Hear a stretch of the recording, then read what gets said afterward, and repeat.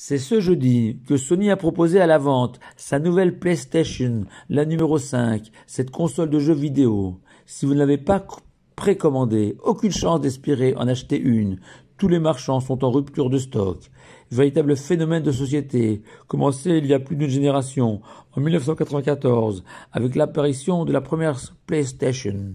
Les confinements imposés aux pays occidentaux notamment n'ont fait qu'accentuer ces tendances, avec plusieurs dizaines de millions de joueurs réguliers de tout âge, en France par exemple. Je ne voudrais pas m'attarder sur la possible addiction à ces jeux vidéo reconnus comme tels par l'Organisation mondiale de la santé depuis 2019, ou bien sur le caractère violent, pornographique ou grossier de certains jeux vidéo, au point que l'Europe a dû établir une classification pour interdire ces jeux aux plus jeunes. Non, je voudrais me concentrer sur le caractère virtuel de la très grande majorité de ces jeux vidéo qui n'existent que dans l'imaginaire de tous ces joueurs et qui ne développent ni n'améliorent aucune vertu, aucune qualité. C'est ce qu'on appelle désormais les gamers. Ces jeux vidéo auxquels on joue principalement parce qu'on dispose de temps libre et qu'il faut bien occuper ce temps qu'on aurait pu consacrer à des activités plus constructives pour notre corps et surtout pour notre âme. Cette longue introduction était nécessaire pour se rendre compte que dans notre paracha de Toldot, il y a près de 3500 ans, la Torah avait déjà résumé la problématique de ces jeux vidéo, comme d'ailleurs nombre de jeux en général, en stigmatisant ce contraste entre Yaakov et Esav, ses frères jumeaux, les enfants de Rivka et Yitzhak, qui sont devenus des adolescents, bar mitzvah, âgés de 13 ans, et dont les chemins se sont séparés, eux qui jusque-là avaient suivi le même cursus scolaire selon le Midrash.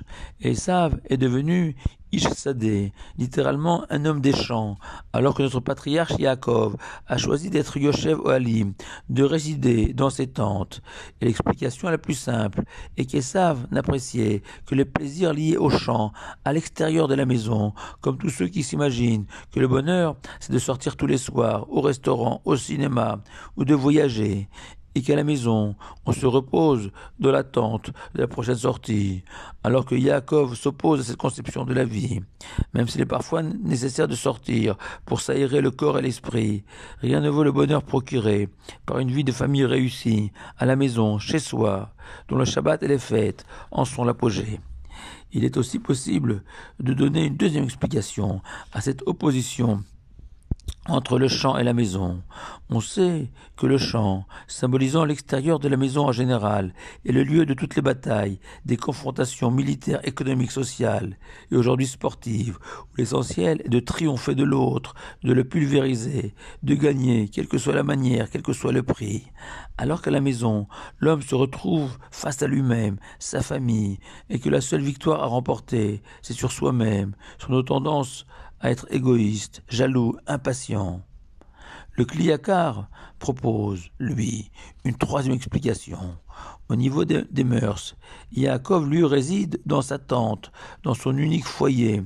Contrairement à Esav, sans cesse à la chasse, dans les champs, en quête de nouvelles proies et conquêtes féminines insatiables. Mais je voudrais partager avec vous l'explication de Rashi, fondée sur une remarque de Rabbi Eliyahu Mizrahi. La Torah ne dit pas qu'Esav était un homme de la terre, un agriculteur, un travailleur. Non, Esav était un homme qui, dans son essence, s'ennuyait. Ishbatel, pour reprendre les mots exacts de Rashi, celui qui chôme, qui n'a pas besoin de travailler, car son père Yitzhak était très riche et qui ne sait pas quoi faire de sa vie, ni de son temps, et qui va le passer dans les champs à chasser les animaux dont il n'a absolument pas besoin, mais pour ce plaisir cruel de capturer des bêtes et de les tuer, à la manière de ses rois et de ses princes, dont la principale occupation pendant des millénaires était la chasse. Ils en revenaient fourbus et fatigués, mais contents d'avoir occupé leur journée, même si c'était pour rien faire, comme la Torah témoigne sur Esav, qui lorsqu'il revenait du champ, était épuisé, comme ces joueurs de jeux vidéo, qui après des heures devant leurs écrans, se sentent fatigués, même s'ils n'ont pas bougé de leur chaise. Alors qu'au contraire, Yaakov, lui était assis dans les tentes, les yeshivot de Shem, fils de Noach, et Ever, petit-fils de Shem, où il profitait de chaque instant pour apprendre, se former, s'éduquer. Plus que ça, le Tirgum Yonatan le traduit par Tava Ulpena, celui qui réclame sans cesse de nouveaux enseignements, conscient que la vie est un cadeau, destiné à éclairer notre âme, l'embellir pour l'éternité, comme l'explique le Barthénora. Et la conclusion est celle du Midrash Tanhuma, faisant remarquer que la Torah parle d'Esav comme d'un homme du passé. Vayi Esav, et Esav était un homme des champs, qui a vécu toute sa vie dans un monde imaginaire et virtuel, celui des champs ou des jeux vidéo, qui sont achevés avec sa mort.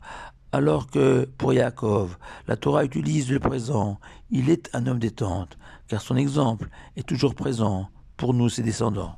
Shabbat Shalom à vous tous.